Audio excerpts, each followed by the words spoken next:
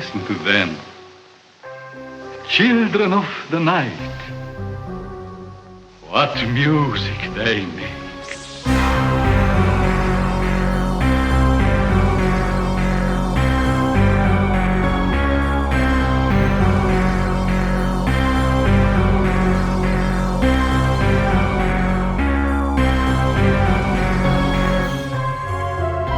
Welcome back to Scored to Death, the podcast. I'm your host, J. Blake Fischera, and I'm the author of the book Scored to Death, Conversations with Some of Horror's Greatest Composers, which features in-depth interviews with 14 amazing film music composers who have made significant contributions to the horror genre.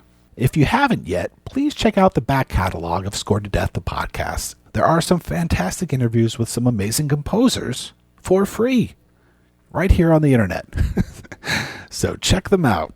Today is a very atypical episode for Scored to Death, the podcast, and in case you didn't listen to our last episode, which was an in-depth interview with Bill Conti, I have to say up front that the following interview is a little bit of a companion piece to that. In our last episode, we talked to the composer Bill Conti about his work on Rocky, Karate Kid, Masters of the Universe, amongst many other things, including director John McTiernan's feature debut, as well as Pierce Brosnan's feature debut, the 1986 film Nomads, which is probably a little off the beaten track for many contemporary horror fans.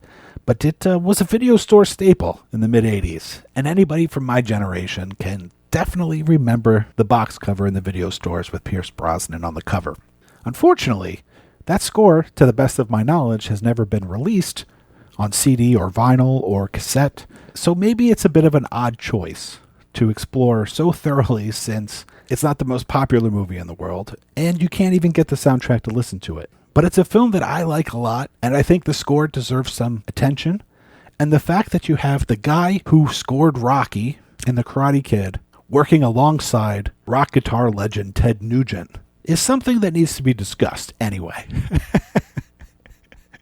So today we're talking to the Motor City Madman himself, Uncle Ted, the Nuge, about that amazingly unique time in his career. Of course, fans of classic rock radio have heard some of Ted's hits over and over again, like Cat Scratch Fever, and of course the great rock guitar anthem Stranglehold.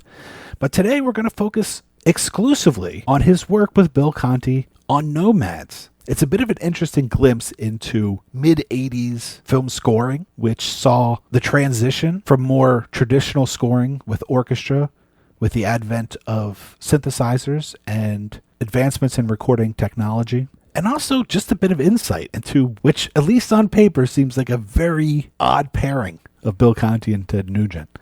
But I really enjoyed talking to Ted. It was a lot of fun. So without further ado, let's get right to the interview.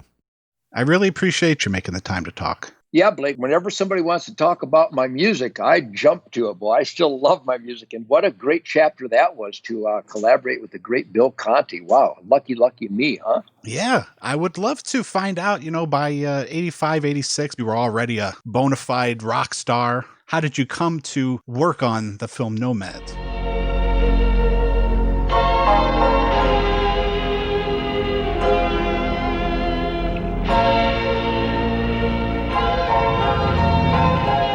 Well, Bill, being a musical force to reckon with, is obviously tuned into other musical forces to reckon with. And I'm sure that he heard some of my authoritative Motor City guitar licks permeating the airwaves globally. And any music lover, no matter what your preferred genre might be, has got to appreciate the incredible musicianship of my band and my band mates. I've always been surrounded by really, really gung-ho, gonzo musical virtuosos that like to go that non-road, never-traveled musical adventure.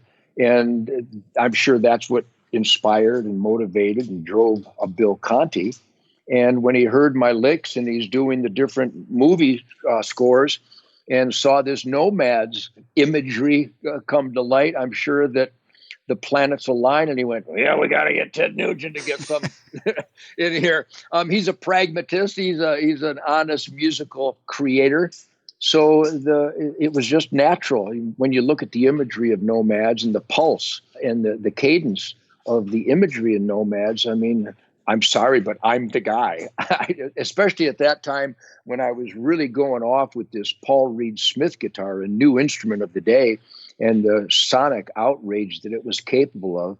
I'm sure sonic outrage connected with Bill's vision. And so he came, and it was really quite an honor and quite an adventure. I really, really enjoyed it. What was special about that particular guitar? Why did it have so much sonic rage? Well, Paul Reed Smith was a young luthier out of Maryland, and he was a snotty-nosed, bispectacled nerd who loved Ted Nugent music and loved guitars and loved guitar tone. And he had created in his own basement this instrument that took the best of both worlds of the masters at Gibson in Kalamazoo, Michigan, and the masters of Leo Fender's creation. And he saw the decline in quality of those two guitar institutions going to foreign lands to manufacture these instruments that were once the celebrations of American craftsmanship. So he said, doggone it, those Fender Strats and those Gibson Les Pauls were not the quality of times past. So he, being an adventurous entrepreneur and woods craftsman and guitar nut, Paul Reed Smith was kind of like a mad scientist of guitar design. And so he started tearing apart Fender pickups and Gibson pickups and tearing apart Gibson guitars and Fender guitars and looking at the old 1950s iconoclastic Les Pauls and Strats and went, the new ones aren't as good. I wonder why. So he took meticulous measurements and went deep into the guts of the instrument. And he says, I can do better than this. I can go back to the time when Gibson and Fender made just phenomenal musical surfboards, so to speak, where you could hang 10 on otherwise dangerous musical waves. And he created the Paul Reed Smith guitar, and he came backstage one night. I think it was as early as 75, 76. And he presented me with one of his basement creations. And it was cute because a lot of guitar, guys who make instruments in their basements, they would always approach me because if you just listen to what I did with the Amboy Dukes, the Journey to the Center of the Mind, Gibson Birdland, that was a 65 Gibson Birdland when it was really at its peak of sonic capabilities and playability overall. And if you're a guitar lover, you can't not claim that what I did with the Amboy Dukes tone-wise was just unprecedented. And then with my first solo album in 75 with the Stranglehold and Motor City Madhouse and Just What the Doctor Ordered, all rock and roll lovers, especially guitar nuts, immediately focused on that because my tones were unprecedented. So it was a perfect storm of a guy like Paul who wanted to go back to that time when Gibson and Fender made masterpieces. And he came up with a 5-tone switch on one of his first Paul Reed Smith guitars. And I played around with that 5-tone switch. And when Bill Conti heard, I think you might have heard the Little Miss Dangerous, hyper squeal feedback that I was calling dogs from miles away during the recording session.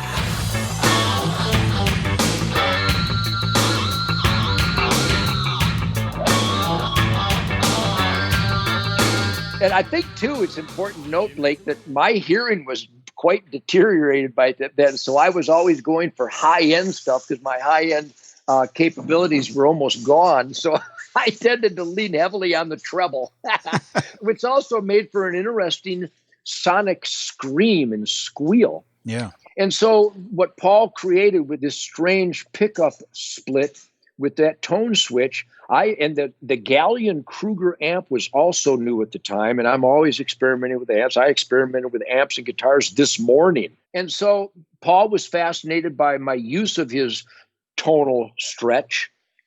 Bill must have witnessed it or heard about it. And when we got in there, I saw Bill's eyes got really wide, which my eyes are always really wide. I mean, I'm fascinated by guitars and uncharted tonal adventure. And it made perfect sense for Nomads. And of course, Bill, being a very traditional orchestrational musician, what I was doing was just outrageous compared to his standard operating procedure. He's a guy that appreciates outrageousness, and it was a marriage made in heaven. I had a riot do it. I also have to tell you, Blake, I was a bit rude at the time, which I'm really good at, by the way. I didn't invent rude, but I perfected it by the time I was 12. But when I met with Bill Conti, I was awed and humbled that he would invite me into his world. And I was excited because I knew that my hands and my musical knowledge and love, I could see an image and I could create the sound to go with that image. Yeah. And if you could look into my Hunt music CD, where I have a piece of music that I performed on an old 1965 Fender Bass 6, a 6-string bass guitar.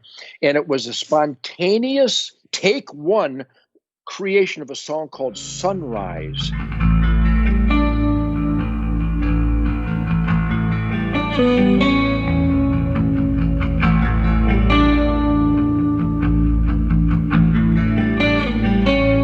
Where I just started beating on this Fender bass, and it's so beautiful. And only a guy who has sit in a tree thousands of sunrises and thousands of sunsets as a bow hunter, waiting for the day to arrive and saying goodbye to a day in the belly, literally in the belly of the beast. I think my hunting and spiritual conservation lifestyle paralleled with the most outrageous, ferocious, defiant rock and roll lifestyle. There's no human emotion or idea that I can't create a noise for. Now, that's pretty cocky of me, but that's who I am. So when I saw the images on the screen, I remember Bill Conti would get giddy that when I'd see the image, that immediately my guitar made a noise that was perfect for the imagery. And because I'm going to emphasize, I've been clean and sober all my life. So my radar picks up on those nuances, those emotions, and those subtleties, and not so subtle deliveries of imagery and emotion on screen. So I think Bill appreciated that. But when I'm saying I was rude, as humbled as I was that Bill would invite me, I kind of took over. And I remember one encounter where Bill we're supposed to be collaborating as co-writers. And I got really smart ass, which again, I'm really good at. And I said, wait a minute, how can you claim we're co-writing this? I came up with this idea. And he goes, well, we're here to co-write. And I went, yeah, but this is my idea. I didn't really grasp the concept of co-writing at the time, yeah. But I acquiesced. There was a gentleman somewhere in my history, and I came to realize that I'm working with Bill Conti. You might want to just be a little more respectful, goofball. So I was a little more respectful, and I hope Bill appreciated that. Yes. So you're saying it's definitely Conti who called you. It wasn't some producer or anything. It was definitely Bill's the one that thought you were the right guy for this, and he gave you a call. I would imagine a musician like yourself who had been on the road for well over a decade at that point. I mean, is there a time to watch movies? I mean, were you at that point aware of his work and what he had contributed to cinema? Yes, to some degree. And you're right. I was not a movie buff. I do believe that Old Yeller should be standard curriculum in all schools from preschool to law degree graduates. And so should Patriot and Braveheart and Dirty Harry. Now, those aren't Bill Conti movies. But I was a minimal moviegoer, but I certainly knew the name. And I, even as we speak today, back then I researched and I found out which movies Bill had done the soundtrack for, and I was obviously very impressed. Yeah. Right now, I don't recall what those movies were. I'm sure if you mentioned their titles, I would immediately go, "Oh yeah, that's one of them." But so much water has gone under that bridge since then, especially musically and human adventure-wise. But I immediately understood that this was a real honor. This was a lucky musical chapter for me, and I really turned on my radar so I could pick up all of Bill's geniusness in musical spread. And I was already deep into Mozart and Bach and and listening to orchestration. If you listen to what I did with the Amboy Dukes on a song called Migration.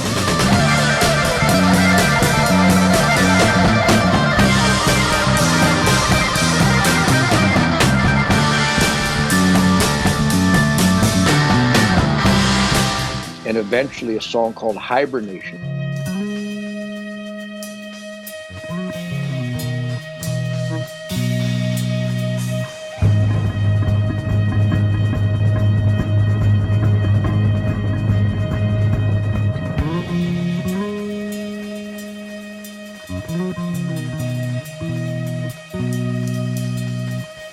I was deep into orchestration, but focusing it on guitar, bass, and drums, and some keyboard work.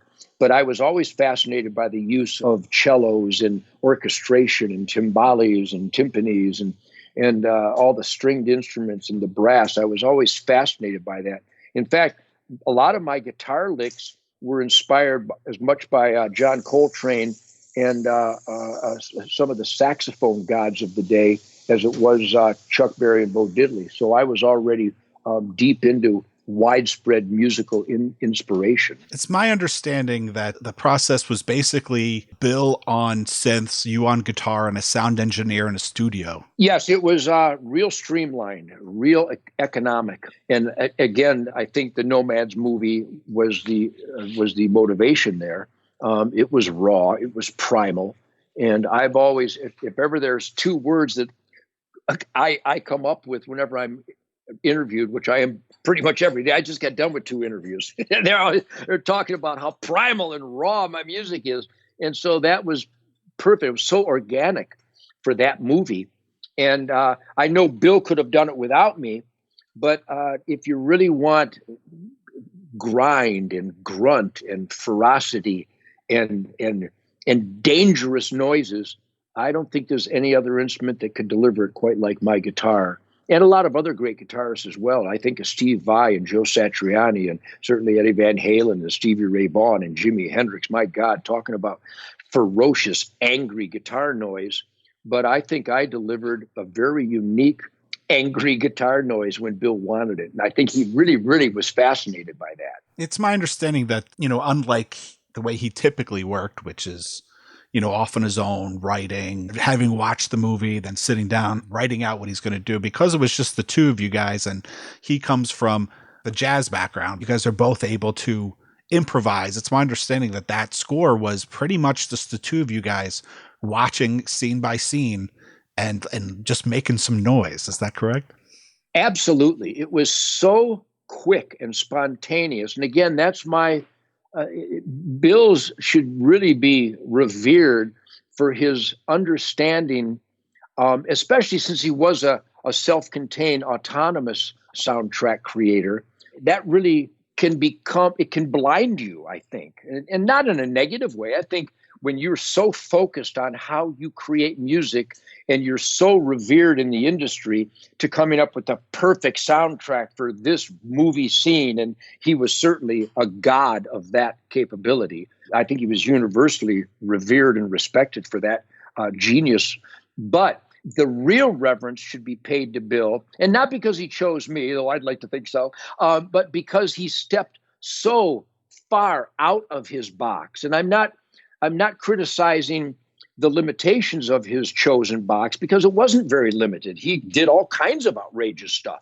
Some of the dissonance that he created probably pissed off the traditional orchestrators out there. And remember, if you're not pissing somebody off, you're stagnant. And so I suppose if there was an inkling to piss people off, he called the right guy.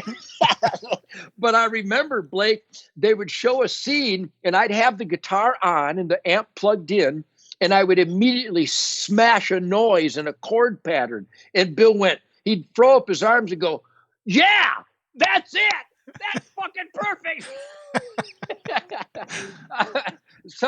So I think that raw, primal, instinctual, and remember, he hired the only Predator in the industry. So I didn't have to go to Predator school to learn how to come up with an angry Predator guitar lick. I am a Predator. I probably killed a deer shortly before the session started.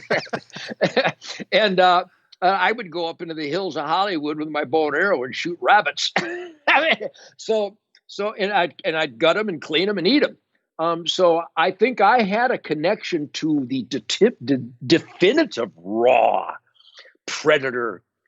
And it's not violent in a negative way, but I suppose when you save your family from an enemy, that could be considered violent, but it's beautiful. I suppose when the wolf takes down a buffalo, somebody who doesn't understand that would call it violent, but it's perfect. It's beautiful. It's what I call the tooth, fang, and claw ballet. And that's not a Ted Nugent thing. That's a God's creation miracle thing. So I think I came with an arsenal of ideas that are, again, I don't want to brag, but can't help myself. But those are pretty unique capabilities. There's no other musician out there that kills his own food and kills his own stage clothes and skins them and guts them and smokes them. When those savage scenes came on, I immediately knew what it would sound like. I mean, even with the Amboy Dukes, I was making noises and feedback and dissonance and nasty semitone bends and squeals and noises and frequency outrage. So I think Bill really loved that. And there's no other instrument that can do what I do or what a guitar could do, and especially in my hands. So it was so much fun. Yeah. Because I love when I come up with a noise and somebody really loves it. I mean, that's why you paint a picture, because somebody would really admire that picture, or any art form, or even a good weld. I think welding is the greatest art form in the world. And I've wanted to hug welders all my life. I really love their art. So to see Bill Conti, a god of musical genius, historical classic movie soundtracks, get so excited when I'd make my guitar make some kind of, wounded animal noise, that was really very gratifying for me. Bill isn't necessarily known for horror movies, but, Nomads certainly isn't a traditional horror movie in terms of especially what was popular in the mid-'80s with the slasher movies and stuff. But one of the things I find interesting about horror movie scores is that they do kind of lend themselves to experimentation and noise. And I think that's why this hybrid between him on these very beautifully toned synthesizers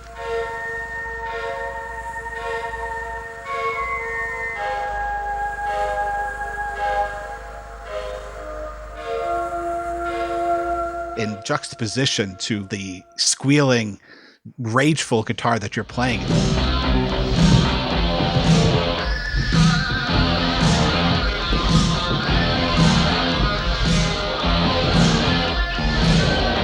is the kind of sound that couldn't happen in just any movie. It seems like horror is the place for something like that. Absolutely. Well, I think your observation is right on the money. But I'll give you an interview of where my visions and the sounds representing those visions come from. You'll never talk to a musician who have heard so many animals die. I run a trap line all my life. I trap animals to mitigate disease, to maintain healthy populations, and to get natural organic fur so I don't use chemical and raw crude pollutants to make my clothes. I wear rabbit skins and beaver hides. So my point is I'm clarifying that hunting, fishing, and trapping and killing things and using their meat and their bones and their hide, this is perfect. It's literally perfect environmentalism. It's the ultimate conservation. But in the process, there's going to be some discomforting moments. Sure. Even for a person who faces that muskrat in the trap, or a coyote in a trap, and I'll shoot them between the eyes to kill them quickly, but they make noises. And to the uninitiated, your average human being couldn't handle it. They couldn't handle the noises their chicken cordon bleu made. I promise you that. So it's not a Ted Nugent killing a coyote thing. It's literally, since you and I started this interview, billions of animals have died to feed the world, and they've all made noises. But I'm there. I witnessed the noises. So those noises, they're uncomfortable for me, but It's the old Yeller thing again. When old Yeller brings you your slippers and the newspaper and saves your kid from a rattlesnake, you hug old Yeller and you give him a biscuit. That's perfect. Well, when old Yeller gets rabies and starts foaming at the mouth and snarls at your kids, it's the same old Yeller, but now it's a different condition. You shoot him between the eyes. This is life. Well, who else could call upon those experiences to milk and mine a guitar version of that dying animal?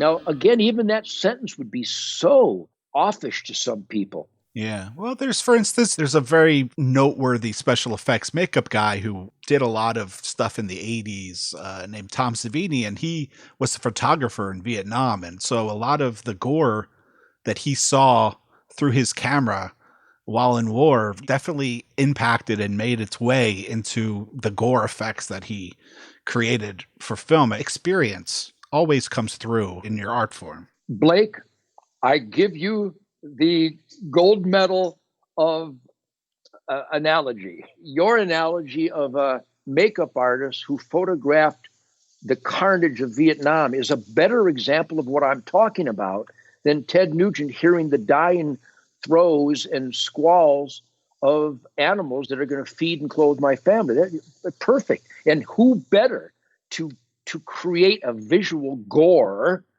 than a guy who photographed real visual gore. Perfect analogy. Perfect. Do you remember how long you spent in the studio with Conti doing the music for the movie? It was only a matter of a few days. I think that's all he could stomach of me. I think because I got real possessive about my licks. It's one of the things a lot of people go, well, is there anything in your life that you would have changed? Yeah, I would have probably been more respectful to Bill Conti and quit trying to claim that the whole thing is mine, because we were there as collaborators. But I was so cocky. I'm so much less cocky today. I'm so humble today. Mrs. Nugent has forced me into a total humility. Well, I think just also life experience and maturity.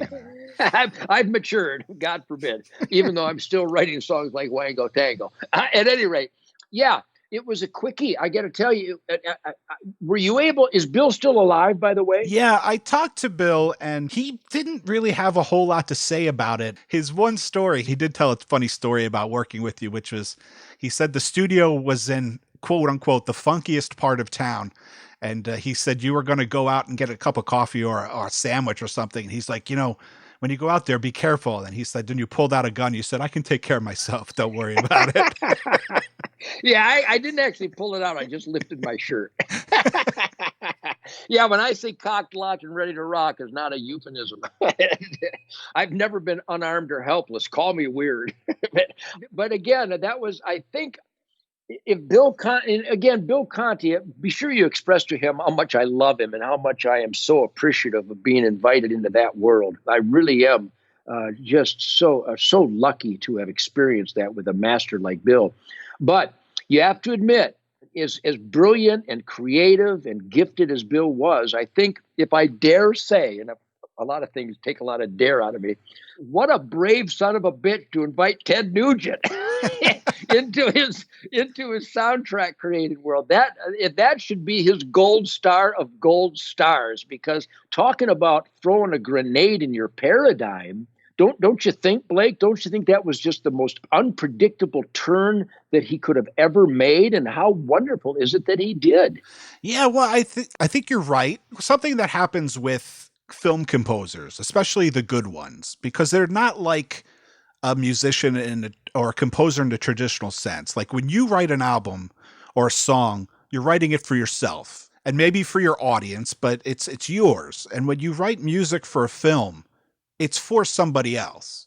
You're a slave to the movie and to the director. And so I found that film music composers, at least the ones I've talked to, and there's been like 30 or 40 of them at this point, I really have their egos in check, because I don't think you can have a really huge ego and be able to create music that might not be exactly what you would want to do for the movie, but it has to be what's right for the movie and what the director wants.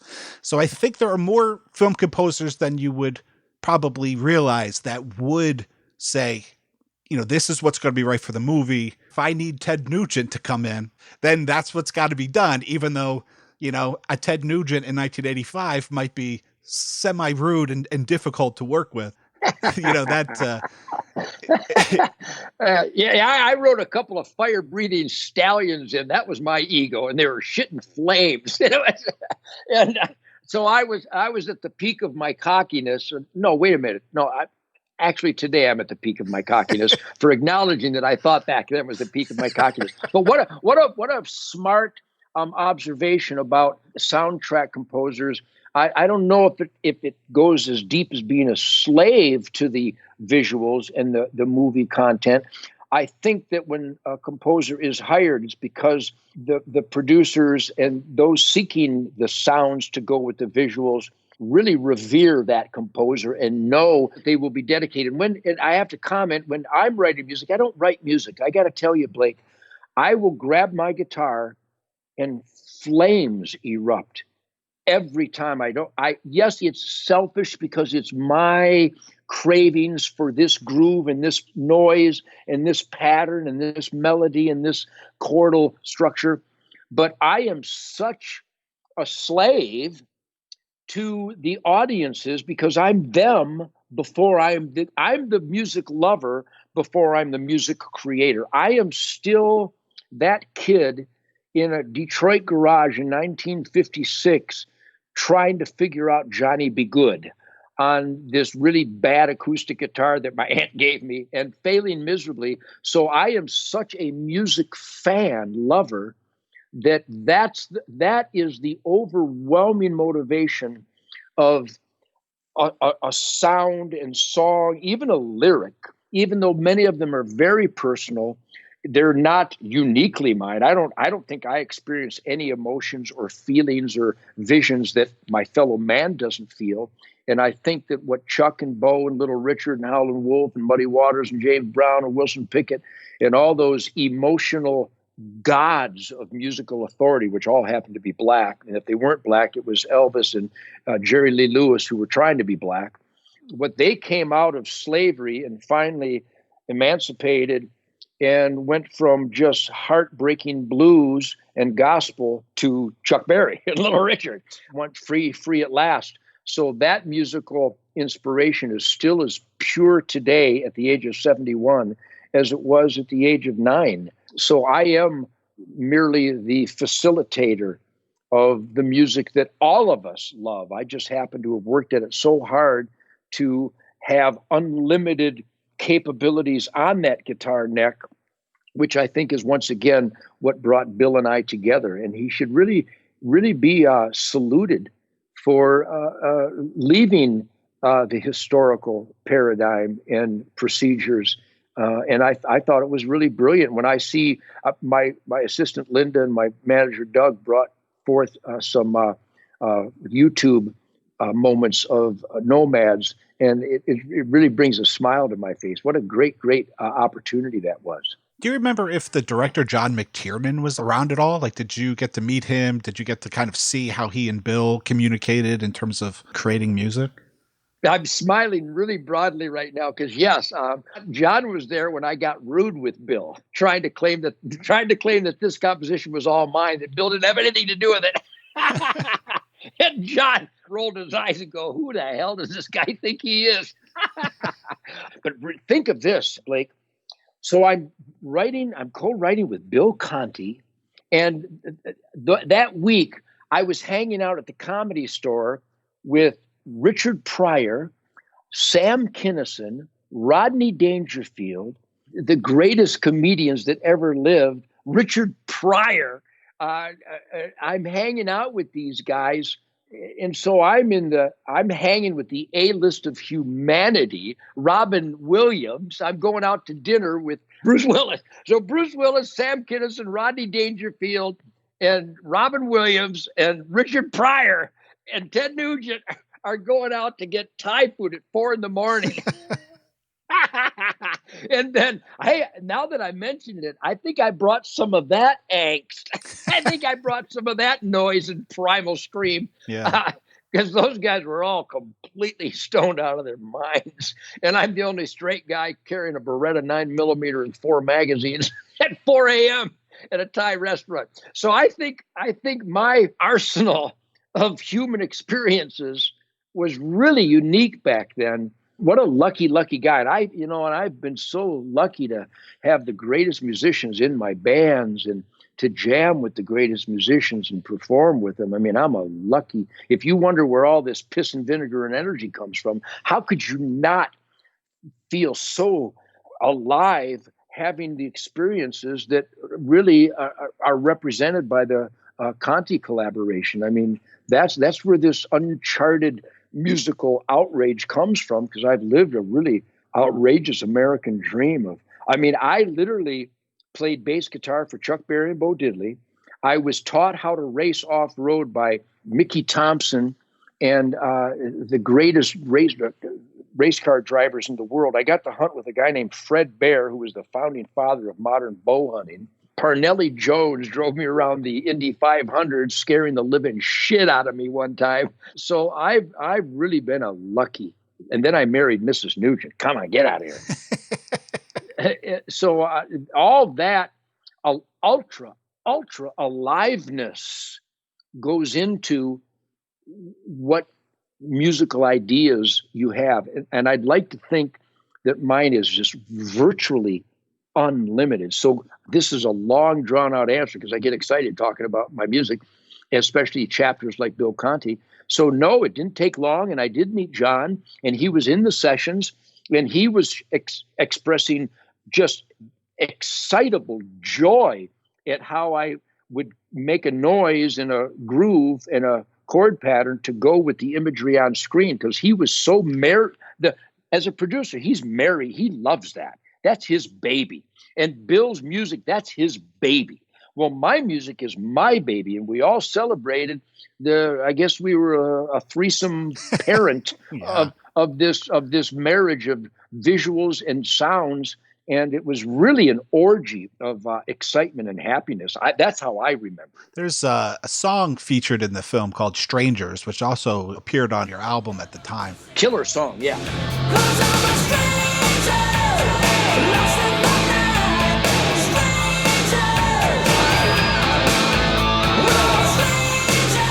Bill and you are credited with writing it. I was wondering if you have any kind of recollection of writing a song with Bill or how that song came about. Oh, yeah. It was like not unlike sitting in the basement of the Amboy Duke's house in Arlington Heights, Illinois, in 1964, 65, as I'm pounding out these rhythm patterns and these chord changes just spontaneously. And Bill was excited. And when someone's excited about noises that I'm making and patterns, it further excites me. So, yeah, I remember creating that Stranger song. And Michael Verdick was my producer at the time. And he was the master of really making sure that the sounds I'm making ended up on tape back in those days. It was tape still, I believe. There was monologue. And Dave Amato, my singer at the time, sang the song Strangers and also was so dedicated. The professionalism of a John and a Bill and the engineer who was there and me and Dave Amato on vocals and Michael Verdick producing my record and getting those songs, it really was as good as humans can get. Such dedication and such focus on the project at hand. It was very, very gratifying and stimulating for me, but I remember it well. We were there with pen and paper, and I blasted out these chords, and we'd already registered the visuals of the Nomad moments that were on the screen in the recording studio. So it just flowed. It flowed as natural and organically, and I'm sure we just constructed that song and all that stuff, bang, bang, bang, bang. The biggest obstacle to samurai excellence was expressed in that Tom Cruise movie, The Last Samurai. When he was fucking up with the samurai sword, the samurai master went, "Too many minds." Well, there were not too many minds in that studio. It was as spontaneous and primal as the theme of Nomads demanded. And I don't care what kind of movie it might be. It could be the Sounds of Music or some Disney movie. And that kind of unification of vision and teamwork is essential to get the best job done. And that excellence, that samurai unity of Bill and I and every team player was really very compelling and very gratifying for me. It's a shame that score has never made its way onto a soundtrack album or anything, because it's really unique. You know, obviously there are moments, especially the ones of more action oriented stuff, where it's clear that you guys are just throwing sound at the movie and letting it play. And a lot of that stuff also kind of plays, the intent is that it's working as musical score, but also music within the movie that they're listening to. But then you get something like Conti's main theme.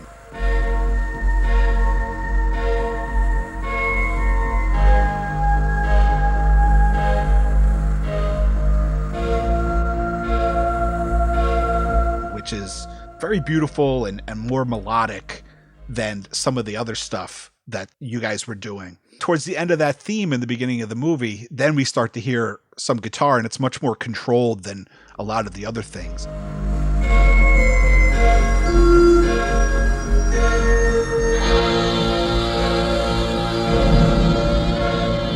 Do you remember if Bill came in with specific ideas to kind of get some of that stuff started, or was it really just all coming together in a spontaneous fashion? It really all came together in a spontaneous fashion. Again, I was aware of Bill Conti and I was aware of his orchestrational skills.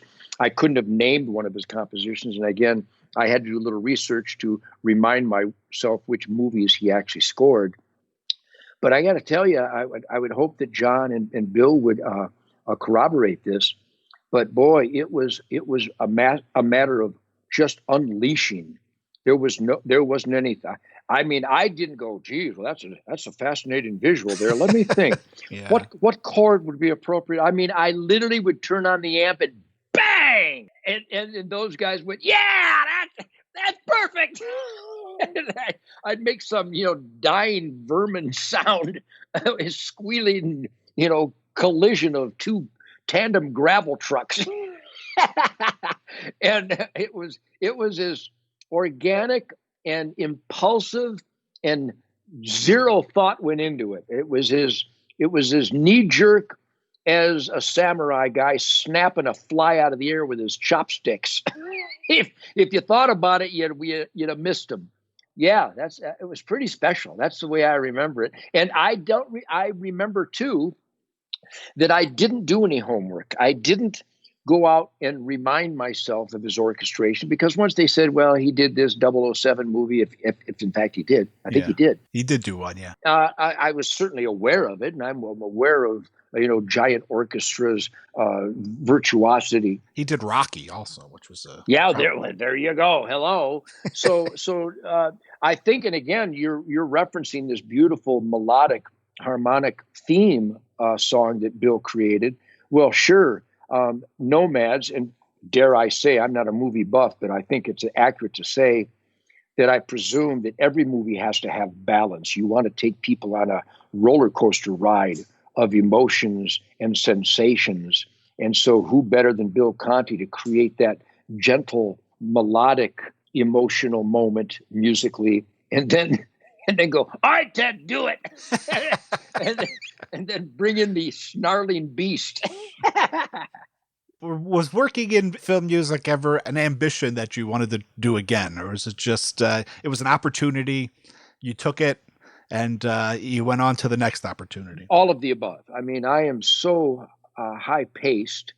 I'm really energized. I love what I do.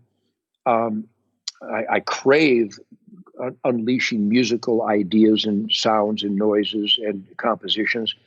And even today, as we speak right now, Blake, I would love to do soundtrack work. And I remember after that experience, I would tell my management, boy, I'd love to do some more of that if you can make that happen. But I'm in the studio and then I'm on tour. No, I can't do it. It's hunting season. I'm raising my children. So it was just a matter of prioritization. And I would love it to be a higher prioritization. And maybe now, since I only tour for 6 or 8 weeks each summer, I would love, and dare I say, I would be really, really effective at creating soundtracks, both beautiful, orchestrated, melodious moments, as well as, angry, demonic, butt fucking noises. So yes, it's yes. I would love to pursue that kind of co-creativity where my creativity is inspired by a visual. And I think that's what a soundtrack ultimately should be. I would love to do that. And I wanted to do it then. But again, my A, B, and C, and D priorities took up my time. So I haven't done it since, but I would love to. Okay. I definitely need to thank Ted Nugent for taking the time to talk to me about his collaboration with Bill Conti on the film Nomads. Unfortunately, as I said earlier, to the best of my knowledge, that score isn't available anywhere, but you can find the song Strangers, which was featured in this episode, on Ted Nugent's 1986 album Little Miss Dangerous. So make sure you check that out. And of course, check out all of Ted's work with the Amboy Dukes, as well as his fantastic solo career. I'm not exactly sure what Scored to Death, the podcast, has in store for us in the coming months. I don't have any more interviews at the ready, but I am in the middle of scheduling, and hopefully we'll have an episode not too far into the future. But until then, please check out our back catalog. Please check out my book, Scored to Death, Conversations with Some of Horror's Greatest Composers. It's available on Amazon in ebook and paperback. You can also find it from other book retailers, or you can get it from me directly at scoredtodeath.com. Of course, you can also check me out on the podcast, Saturday Night Movie Sleepovers, which I host with my dear friend, Dion Baya. And I want to thank you for listening and for your support. You can follow me on social media at Scored to Death on Twitter, Facebook, and Instagram. And until next time, stay scary.